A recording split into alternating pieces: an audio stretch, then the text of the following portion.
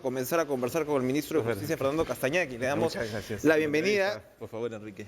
Gracias por venir, porque evidentemente la reforma del sistema de justicia es un poquito la cenicienta de nuestro debate público. Evidentemente hay mucha expectativa con respecto a lo que va a ocurrir, que si van a haber las reformas políticas, que si van a haber las primarias, que si vamos a tener voto preferencial o no, pero en realidad, en buena medida, el meollo del asunto está en la reforma del sistema de justicia. Y no sabemos si este Congreso va a estar comprometido o no. ¿El Ejecutivo va a empujar estas reformas? Bueno, en primer lugar, muchas gracias por la entrevista. Gracias a usted por venir. Me permite explicar cuáles van a ser los lineamientos de la gestión, pero y además, sobre todo, explicar de manera muy simple, pedagógica a la ciudadanía, que no estamos paralizados en reforma judicial. Primera idea. Segunda, estamos avanzando, estamos en una segunda etapa. ¿Por qué? O vamos a ingresar, le vamos a proponer al nuevo Congreso avanzar a una segunda etapa. ¿Por qué? Porque en esta primera etapa que acaba de concluir con el Congreso pasado, hemos logrado cambios históricos. Nunca en nuestro país se modificó con tanta precisión la forma de funcionamiento del órgano que seleccionaba, ratificaba y evaluaba jueces. Esto a raíz, obviamente, de los casos de corrupción. Pero también es importante destacar que la nueva Junta Nacional de Justicia nace de esa primera etapa. Ya está funcionando, ya ha tenido casos públicos de actuación. Como ministerio hemos aportado enviando comunicaciones directas para que los reglamentos funcionen adecuadamente y eso está caminando. Es decir, la institución encargada de velar porque quienes ingresen al sistema tengan un perfil adecuado, del cual siempre la ciudadanía se preocupa, está caminando. Ratificado en referéndum, nunca hay que olvidarlo, sin duda además, alguna, ¿no? Con una votación aplastante. En otras palabras, en relación a lo que tú mencionas, Enrique, la voluntad popular ratificada en referéndum, en ese punto se está cumpliendo y adecuadamente. Hay implementación y hay que apoyar a la Junta Nacional de Justicia. Queda mucho por avanzar. Sin duda alguna. La Junta está recién naciendo. ¿Y qué hay que hacer? Apoyarla en sus procedimientos, apoyarla. Evidentemente ha habido un acercamiento. Acabamos de firmar como Ministerio de Justicia un convenio de cooperación para implementar el préstamo de endeudamiento por 85 millones de dólares para que la Junta se incorpore a ese préstamo y goce de todas las herramientas electrónicas que le permitan realizar su trabajo. Pero hay un primer elemento ahí. ¿Quién selecciona? Segundo elemento, no hemos tenido en nuestro país una instancia que nos diga, que te diga a ti como periodista y a todos los colegas y a la ciudadanía en general, dónde estamos, hacia dónde vamos y de dónde venimos en materia de reforma del sistema de justicia. No ha existido. El último gran intento de reforma fue con la Seriajus, el año 2004. Estamos hablando de 2004. Se entregó el plan, ¿de acuerdo? Pero después de eso murió. Justamente porque no existía este órgano. Este órgano fue creado. El señor presidente envió una iniciativa al Congreso, se creó el Consejo para la Reforma del Sistema de Justicia. El Consejo funciona, está elaborando la política pública y además van a ver lo más importante para la ciudadanía, reportes cada 3 meses y un reporte anual de la justicia. ¿Estas decisiones del Consejo para la Reforma de Justicia van a tener que pasar por el Congreso? ¿Cómo va a ser la dinámica esta es una decisión de política, no pasa por el Congreso. ¿Ya? Necesariamente aquellas decisiones que tienen que ver con la política, pero sí obviamente aquellas decisiones que tienen que ver con la generación de instrumentos normativos, y ahí viene el aporte del Consejo para la Reforma. Se ha identificado un conjunto de normas que requieren la atención especial por parte del nuevo Congreso. ¿A qué me refiero? Estamos hablando que ya tenemos a la Junta que selecciona, al Consejo que genera políticas y monitorea. Pero no puede haber una verdadera reforma del sistema de justicia sin preocuparnos por la formación y especialización de nuestros jueces. ¿Por qué? Porque es clave, es lo que hacen todos los días en su trabajo, ¿no? Y esa función la tiene la Academia Nacional de la Magistratura, la AMAJ. Eso no ha formado parte... Hubo problemas. En donde también hubieron algunos cuestionamientos y que evidentemente implican que desde el Poder Ejecutivo tengamos una preocupación y también en el marco del Consejo para la Reforma para darle un verdadero estatus a la academia, hacerla como efectivamente funciona en otras latitudes, una academia potente, que los jueces y fiscales sientan que efectivamente es un soporte importantísimo en su formación, ¿no? Ahora, 2 puntos con respecto al Poder Judicial. 1, corrupción. ¿No? Porque nos decían algún expresidente del Poder Judicial, no, en realidad el problema con el Poder Judicial no es la corrupción. Y bueno, ya vimos lo que vimos, llegando incluso a magistrados supremos que ahora están bajo la lupa de la Junta Nacional de Justicia, más allá del caso del señor Inostroza. Más allá. ¿Qué hacer porque claro, el sistema de justicia pues se lleva de manera muchas veces no del todo transparente? ¿Cómo se va a hacer para combatir la corrupción dentro de la judicatura? Tu comentario lleva implícito dos ideas. La primera, la institucionalidad, y dos, la transparencia. La transparencia. Ya existe una ley que impulsamos como Poder Ejecutivo para que se genere transparencia en todos los niveles del sistema de justicia. En ese sentido, por ejemplo, saludamos que el Tribunal Constitucional, en aplicación de esos estándares, haya decidido publicar las audiencias y los debates deliberativos de sus principales decisiones emblemáticas. Eso obviamente eleva los estándares de transparencia. Uno, ya existe una norma de obligatorio cumplimiento para elevar los estándares de transparencia en todas las instituciones del sistema de justicia. Esa ley vigente y se cumple. Segundo, institucionalidad. Ahí lo clave justamente está en poder mejorar y además apuntalar a que la Junta Nacional de Justicia realice la selección de los titulares, es decir, quienes van a conducir a las nuevas autoridades de control en el Poder Judicial y en el Ministerio Público. Esto es importante decirlo, ¿por qué? Porque también ha habido un cambio histórico que ha pasado desapercibido. Históricamente, tanto el Poder Judicial como el Ministerio Público, la labor de control, ¿quiénes la llevan? El propio Poder Judicial, el Ministerio Público a través de un fiscal supremo o de un vocal supremo. La ley que ya está vigente y que tiene que impulsar la Junta Nacional de Justicia, lo que apunta es a seleccionar a alguien experto en prevención de la corrupción que no sea ni juez ni fiscal. Actualmente los mejores sistemas de prevención de la corrupción en el mundo apuntan a que efectivamente exista una lejanía razonable sobre el objeto de control. Yo no puedo ser juez y parte. Las mejores experiencias apuntan en ese sentido. Eso está pendiente y es muy importante que efectivamente la Junta convoque, y es muy importante también que ambas instituciones le doten del presupuesto adecuado para que opere y evitar todos estos problemas. Otro punto fundamental. Jueces supernumerarios. Que es un problema también porque son jueces pues de paso, son jueces que no están... Son jueces de, digamos, por semanas. Así es. ¿No? Quiero ser juez por 2 semanas, 3 semanas, eso no puede darse. Hay un alto nivel de jueces supernumerarios. ¿Cómo combatir Como eso? Poder Ejecutivo estamos elaborando actualmente un proyecto de ley para generar dentro de las normas de funcionamiento del Poder Judicial, dentro de la ley orgánica del Poder Judicial, un procedimiento claro, transparente, digamos, que pueda efectivamente establecer criterios de selección y que esto no quede pues a la mayor o menor discreción de los señores presidentes de Corte, porque si bien es cierto, algunos pueden tener una excelente buena disposición y pueden ser muy transparentes, esto a la larga de la historia ha demostrado que se termina horadando. Los numerarios conocidos como provisionales también. Ahora, cuando uno entra en el carrusel del Poder Judicial por un proceso, qué sé yo, te puedes pasar años, ¿no?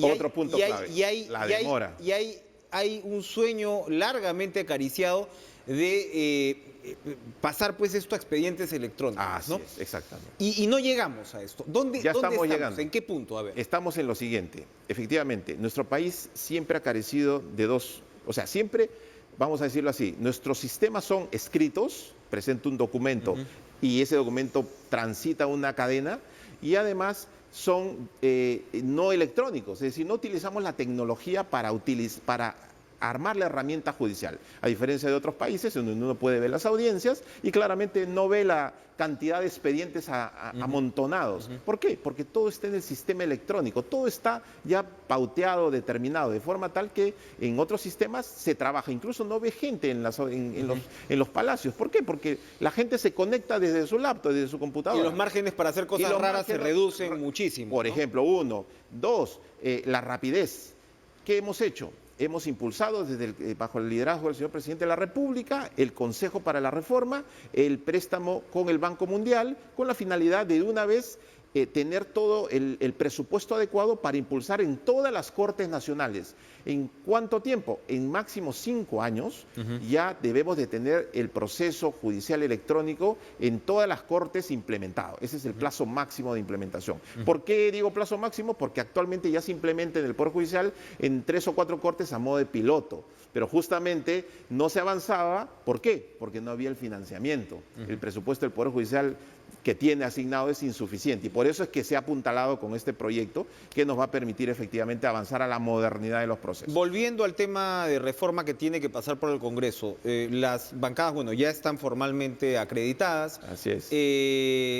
Usted va a mantener conversaciones, se va a desplegar lo que es la agenda, porque estamos contra el reloj, evidentemente. La mayor disposición, yo personalmente, en mi calidad, lo digo de mi experiencia previa como viceministro, durante todos estos procesos que han habido de reforma judicial y política, siempre hemos mantenido la mayor apertura, hemos ido a las citaciones que nos hayan convocado, hemos brindado información, hemos explicado los proyectos y con el mayor énfasis lo vamos a hacer ahora, ¿no? Con la finalidad de colaborar. Hay poco tiempo y la finalidad es que todos apuntemos al mismo objetivo, que podamos contar efectivamente con una verdadera reforma que, si digamos, genere las bases del futuro crecimiento de nuestro país. Ojalá que los congresistas estén a la altura.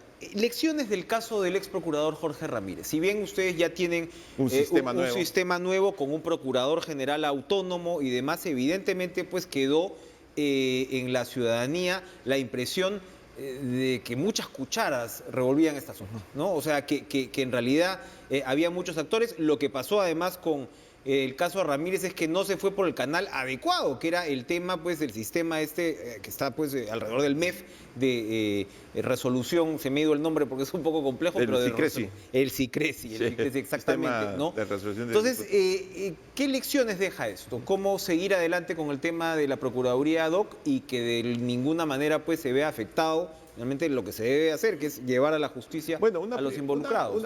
Un primer aspecto que es clave informar también a la ciudadanía, digamos, es el rol pedagógico de poder, digamos, que la ciudadanía tenga en claro cómo operan las instituciones y que con la nueva norma y su reglamento tenemos ya un nuevo sistema que justamente va a evitar que ese tipo de situaciones ocurran.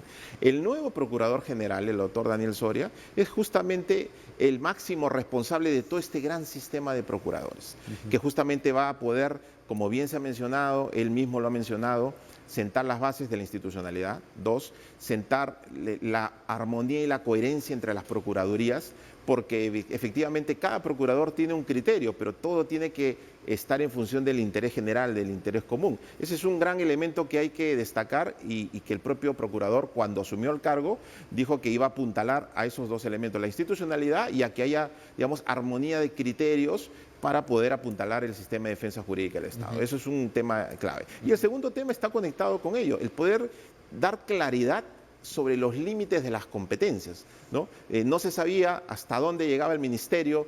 Por ejemplo, yo como ministro no tengo ni subordinación, no lo puedo subordinar al procurador, ni a ningún procurador, ¿no? No puedo ordenarle. ¿Por qué? Porque es otro sistema. Hay que recordar también lo siguiente. ¿Qué hace un procurador? Un procurador trabaja en una situación de tensión en el marco de un proceso judicial con pruebas. Pero se supone que el procurador es el abogado del Estado. Sí, ¿no? De acuerdo, pero se introduce a un espacio de debate y de interacción que amerita que justamente por eso tiene autonomía funcional, para que la mejor estrategia de defensa de los intereses del Estado no se vea perjudicada por agentes externos. Y por eso es importante que se deje trabajar a los procuradores. Acá lo que hemos visto es al procurador anticorrupción denunciando al procurador ad hoc en este caso porque consideraba que los criterios que aplicó el señor para llegar al acuerdo de colaboración eficaz no eran los adecuados. Usted mismo lo dijiste, Enrique, los criterios. ¿Quién debe definir cuáles son los criterios básicos, homogéneos, de los límites competenciales entre una procuraduría y otra? No existían. Ahora la Procuraduría General tiene por reto uniformizar criterios, dar pautas de alineamientos, dar protocolos de actuación, de interacción, generar las cadenas de valor en la interacción de los procuradores, porque un procurador no actúa, necesita muchas veces de la colaboración de otros. Entonces, esa función es la que, digamos, es el reto que tiene el Procurador General que ya ha asumido función. ¿Y cuál es la relación del Procurador General con usted, con el Ministro de Justicia? Ahorita, en este tránsito es una relación administrativa de apoyarlos a que generen sus instrumentos de gestión, a que tengan su local. Nunca las procuradurías han estado físicamente, por ejemplo, en el local del Ministerio de Justicia. Siempre han estado, digamos, han tenido su propio local, pero ahora están en ese proceso de tránsito conforme a las normas vigentes y estamos apoyándolos en ese punto, ¿no? Extradiciones. Ahora mismo ha hecho noticia el pedido de extradición de Alan Hassi-Solajov, ¿no? Protagonista, pues, lamentable de este caso de Utopía. ¿Qué se espera en este proceso? Primero hay que decir que es clara la política del gobierno en impulsar la política de extradiciones. Durante el 2019 hemos tenido 181 resoluciones que han admitido procesos de extradición activa, pasiva y traslados. En simple, cuando yo pido, cuando me piden o cuando yo traslado a alguien para que cumpla su condena. 181 casos de ese tipo. Y este año hemos impulsado el tema de, digamos, un tema emblemático para muchas familias, los 29 familias que perdieron a 29 jóvenes de hace ya aproximadamente 18 años. ¿Y por qué el caso ha demorado tanto? Porque la persona se impulsó una primera extradición en Estados Unidos, la persona se movilizó a otro país, la autoridad central que opera a nivel de extradiciones de Sudáfrica detectó a la persona en Sudáfrica, se comunicó con la peruana e inmediatamente se presentó a través del sistema de justicia el cuaderno que llegó al Ministerio de Justicia a fines de enero de este año. Inmediatamente lo hemos impulsado y esperamos que efectivamente sea una materialización de ese compromiso que tiene el gobierno con las familias que tanto han sufrido en este caso concreto. Para terminar, ministro, vamos a poder masificar, no masificar, pero digamos, extender el uso de grilletes electrónicos como lo reclama el INPE. Ese es un tema que lo reclama el INPE y que lo voy a asumir como un punto de estudio para poder masificar, no solamente el tema de grilletes, porque creemos que para poder tener una política coherente tenemos que ver varios aspectos. Grilletes, ampliación de literas, ampliación de penales, construcción, ahorita actualmente existe una construcción de un megapenal en Ica, tenemos también que ver la racionalidad de las penas, ¿no?, que están previstas en el Código Penal, ¿no? Tenemos que ver también, y eso estamos proponiendo en el marco de la reforma del sistema de justicia, que podamos contar con un juez como existe en otros países, un juez de ejecución que se dedique a la ejecución de la pena y que ese juez competente pueda resolver todo lo que le ocurren a las personas que están privadas de libertad.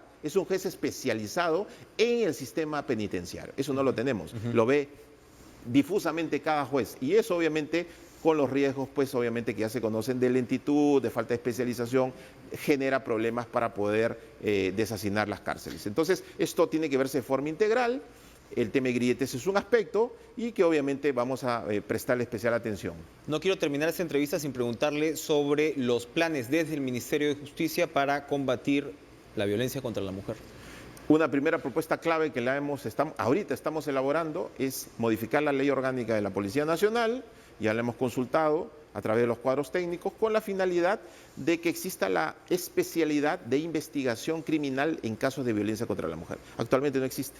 Entonces, como no existe ni la especialidad ni la sensibilidad para enfrentar este tipo de casos. Eso es clave, porque la policía está dentro del inicio de la cadena, luego viene el Ministerio Público y luego viene el Poder Judicial. Ambas instituciones han hecho ya los esfuerzos. Falta que la policía pueda... Muchas veces la primera parte... Es el primer rostro, el primer eslabón que tiene la víctima, ¿no? Y obviamente se requiere una especial capacitación y sensibilización en este punto.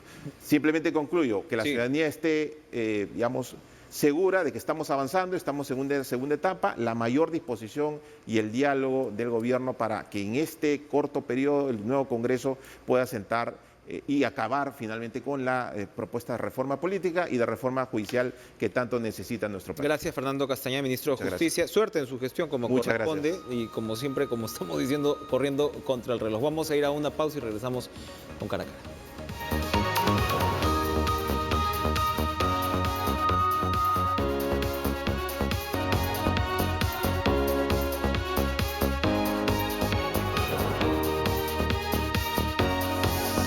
Y el Bicentenario pues está a la vuelta de la esquina y estamos con Gabriela Perona, directora ejecutiva del proyecto especial Bicentenario, efectivamente, que nos trae novedades. Gabriela, ¿qué tal?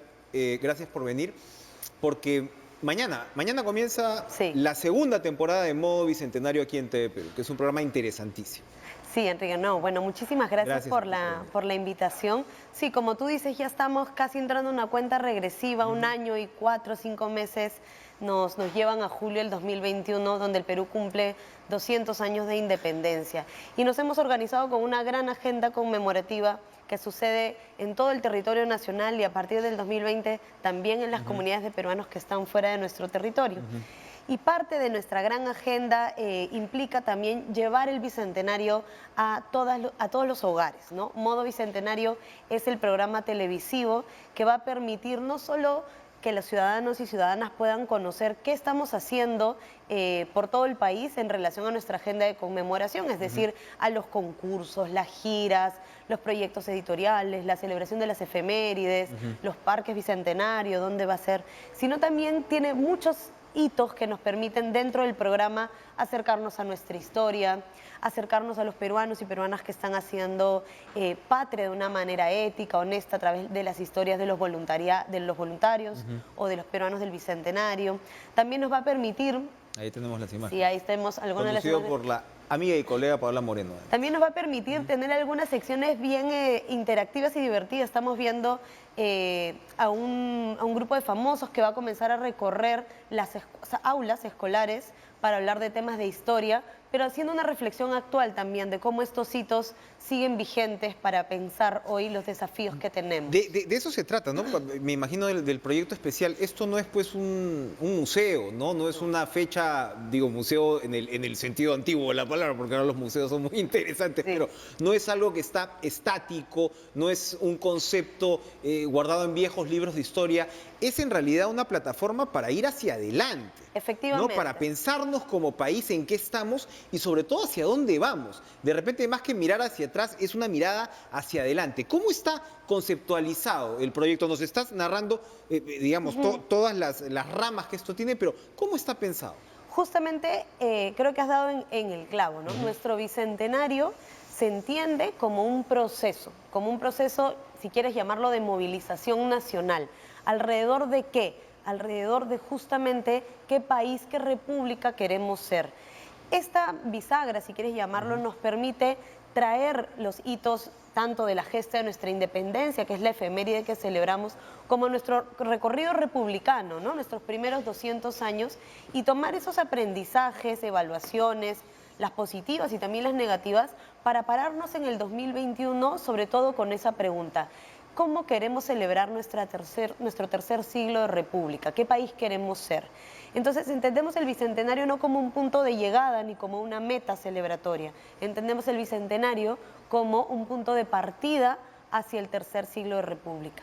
Y como todo punto de evaluación, necesitamos desarrollar a nivel nacional, individuos, instituciones, como país, todos juntos, un proceso de reflexión: qué hemos hecho bien, qué hemos hecho mal y qué queremos ser. La agenda de conmemoración del Bicentenario es una plataforma, como tú dices, para interpretar todas esas reflexiones a través de nuestra memoria histórica, pero también a través de nuestras expresiones culturales y, cómo no, también a través del legado que queremos dejar para las próximas generaciones. Ahora que hablas de memoria histórica, también comenzar a ver miradas alternativas de nuestros procesos históricos. Precisamente a raíz del fallecimiento del historiador Candamo, tan importante, él impulsaba esta mirada de que la independencia no es, como se decía desde los 70s, de alguna manera impuesta, ¿no? Incluso contra la voluntad de los criollos, sino que son procesos mucho más complejos, ¿no? Donde los peruanos han participado de manera mucho más activa y protagónica. El papel de la mujer, por ejemplo, ¿no? Sin duda también. La población afroperuana. Exactamente, exactamente. La historia a veces ha sido contada desde perspectivas muy cerradas y estas son oportunidades también para abrir esa cancha, ¿no? Efectivamente. Y algo que nos da la oportunidad de una agenda tan diversa, que tiene componentes, como te decía, a través de la televisión, que tenemos, ahorita vamos a sacar un programa expositivo muy grande, el tema de las obras de teatro. O sea, todas estas son plataformas para reflexionar sobre todo ello. No hay una sola historia, no hay una sola memoria. Y como tú dices, hay cosas que no conocíamos de nuestro proceso de independencia: el rol de las mujeres, la población indígena, la población afroperuana y también de la ciudadanía, ¿no? Recorremos el país entero evidenciando cómo las efemérides alrededor de algo que se nos ha quedado en el curso de historia como algo tan básico como, bueno, San Martín desembarcó en Paracas y ahí comenzó y el cuartel, pero uno va a Paracas y las familias te cuentan y los escolares representan. Entonces hay toda una construcción reflexiva y conmemorativa que esta agenda nos permite y que, sobre todo, creo que es importante mencionar, es una invitación a todos los peruanos. Muy bien. Gracias, Gabriela, por acompañarnos esta noche. Modo Bicentenario, entonces, arranca su segunda temporada, va a ser precisamente... Mañana a las 9. Mañana a las 9, ¿no? 9 de la noche. 9 de la noche por TV Perú, así que será una nueva oportunidad para recorrer todo este interesantísimo proyecto. Gracias otra vez por estar con nosotros. Gracias. Vamos a la última pausa y regresamos con calma.